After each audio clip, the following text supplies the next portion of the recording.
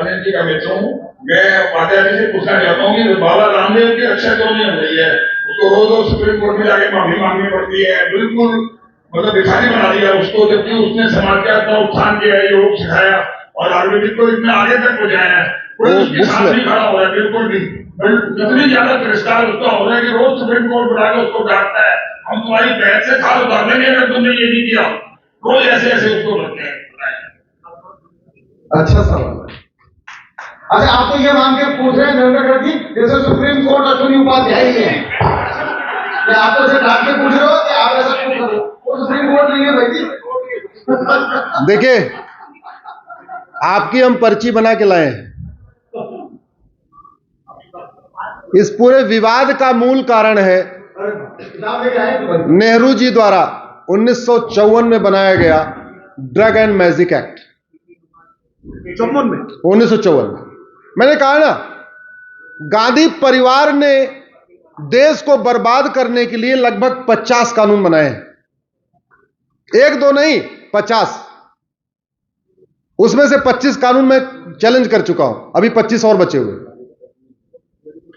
यह 1954 का कानून यह कहता है कि आप 54 बीमारियां इसमें लिखी हैं, 1954 में बना और 54 बीमारियों की लिस्ट है। आप इन बीमारियों का प्रचार नहीं कर सकते, इन बीमारियों के लिए आप यह नहीं कह सकते मैं ठीक कर सकता हूं। वो बीमारियां क्या है? अंधापन, कैंसर, मोतियाबिंद, बहरापन, माहवारी, प्रोस्टेट, बुखार, मिर्गी, स्टोन, ग्लूकोमा, दिल की बीमारी, ब्लड प्रेशर, हिस्टीरिया, पागलपन, कोढ़, मोटापा, लकवा, न्यूमोनिया, नपुंसकता, बाजपन, टीबी, ट्यूमर, अल्सर, ऐसे 54 बीमारियां। यह बनाया किस लिए गया था? क्योंकि उस समय इन 54 बीमारियों का इलाज केवल आयुर्वेद में था।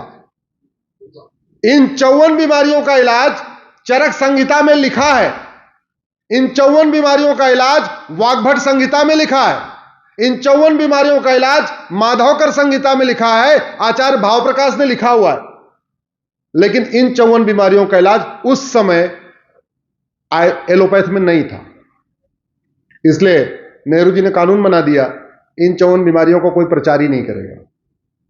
तो अगर आपका सवाल यह है कि रामदेव जी को फटकार पड़ रही है तो कुछ गलत किया है, कुछ गलत नहीं किया रामदेव जी। रामदेव जी बिल्कुल ठीक है। इन 54 बीमारियों का इलाज वो आयुर्वेद के जरिए, योग के जरिए, नेचुरोपैथी के जरिए ठीक करते हैं। और मैं अपना प्रैक्टिकल का उदाहरण बताता हूं। मेरे पिताजी का दोनों घुटना खराब हो गया, मैंने एम्स में दिखाया, बोले ट्रांसप्लांट करना पड़ेगा। मैंने आरएमएल में दिखाया, बोले ट्रांसप्लांट करना पड़ेगा। मैंने स्कॉट फोर्टिस में दिखाया, बोले ट्रांसप्लांट करना पड़ेगा। मैं उनको ले गया पतंजलि, 10 दिन के यहां रखा। 10 दिन के बाद 2022 की बात है, 2 साल बीत चुका है, आराम से घूम टहल रहे हैं, न ट्रांसप्लांट हुआ न कुछ हुआ। और हम ठीक कराने गए थे एक बीमारी, 3 बीमारी बोनस में और ठीक हो गई। हम गए थे उनका घुटना ठीक कराने, उनके बैकबोन की प्रॉब्लम भी ठीक हो गई, उनके हाथ की हड्डियां टाइट हो गई, वो भी ठीक हो गई, उनके एक हाथ की हड्डी बढ़ रही थी लगातार, वो भी ठीक हो गई। ठीक कराने गए एक, ठीक हो गई 3। ये अच्छा हुआ क्या हमारे साथ? हमने धनतेरस को धन खरीदने वाला दिन मान लिया। अरे भैया, धनतेरस भगवान धन्वंतरी, महर्षि धन्वंतरी की जयंती है, जिन्होंने पूरी दुनिया को आयुर्वेद दिया। आयुर्वेद के जनक कौन है? महर्षि धन्वंतरी। हम भूल गए कि धन्वंतरी की जयंती पे कुछ योग, प्राणायाम, आयुर्वेद भी करना चाहिए। धन्वंतरी की जयंती पे हमें कुछ अपने चिकित्सा के बारे में सोचना चाहिए। हमने सोचा धनतेरस का मतलब सिक्का खरीदो और झाड़ू खरीदो। अब इस कानून में क्या हुआ? ये 54 की 54 बीमारियां रामदेव जी ठीक करते हैं। रामदेव जी नहीं, भारत के बहुत सारे संस्थानों में ठीक होती हैं। अब वो जब ठीक करते हैं तो ठीक करने वाला कह रहा है मैं ठीक हो गया, ठीक करने वाला कह रहा है मैं ठीक कर सकता हूं। अब वो एडवर्टीजमेंट दे देते हैं तो बीच में विवाद खड़ा हो जाता है। सुप्रीम कोर्ट इसलिए गलत नहीं है क्योंकि ये कानून बदला नहीं गया। सुप्रीम कोर्ट कह रहा है भैया इन 54 बीमारियों का आप प्रचार नहीं कर सकते, तो आप प्रचार कर रहे हो तो कानून के हिसाब से गलत कर रहे हो। रामदेव जी कह रहे हैं मैं गलत नहीं हूं क्योंकि मैं 54 बीमारियों का इलाज कर रहा हूं, तो गड़बड़ कौन है?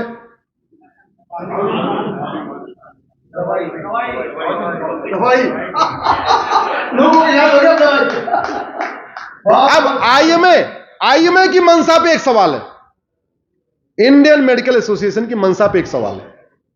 अगर वास्तव में आप इस कानून का पालन करवाना चाहते हो तो आपको लिस्ट बनाना चाहिए था। इन्हीं बीमारियों का चंगाई सभा में इलाज करके नाम पे धर्मांतरण कराया जा रहा है, उनको भी सुप्रीम कोर्ट ले आते।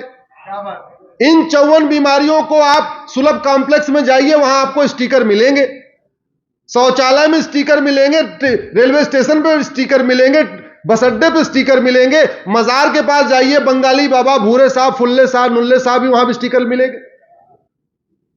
तो अगर आईएमए की मंशा वास्तव में इस कानून को पालन करवाने की थी, आईएमए को पूरे देश के सभी राज्य सरकारों को पार्टी बनाना चाहिए था, उसको एग्जाम्पल देना चाहिए था। ये देखिए चंगाई सभा करते हैं नपुंसकता ठीक करने के नाम पे, तो गारंटी ले रहे।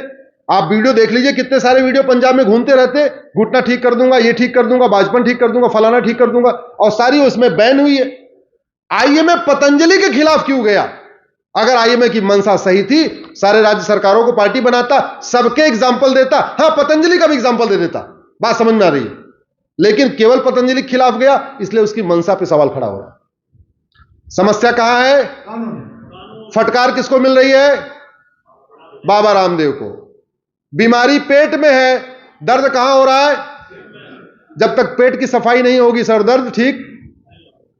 ऐसी कोई बीमारी नहीं जिसकी कोई दवाई नहीं, ऐसी कोई समस्या नहीं जिसका समाधान नहीं। भारत की 80% समस्याओं का मूल कारण घटिया कानून है, सड़ी हुई न्यायिक व्यवस्था है, सड़ी हुई प्रशासनिक व्यवस्था है, और सब ज्यादा उससे परेशान आप लोग हैं। पूरे भारत को चलाने वाले आप लोग, व्यापारी समाज आपको चोर समझा जाता है। अमेरिका में बिजनेसमैन को चोर नहीं समझा जाता, सिंगापुर में बिजनेसमैन को चोर नहीं समझा जाता, और भारत के व्यापारी के ऊपर एक डाउट रखा जाता है। छोटा से छोटा इंस्पेक्टर आके धमका देता है, कभी इनकम टैक्स वाला आएगा, कभी वैट वाला आएगा, कभी टीडीएस वाला आएगा, कभी जीएसटी वाला आएगा। आपका आधा ध्यान अपने बिजनेस पे रहता है और आधा ध्यान कागज पूरा करने पे रहता है। 90% कागज। तो आप लोगों के लिए भी मैंने एक पीआईएल फाइल किया है, आप लोगों के लिए एक पीएल मैंने फाइल किया है।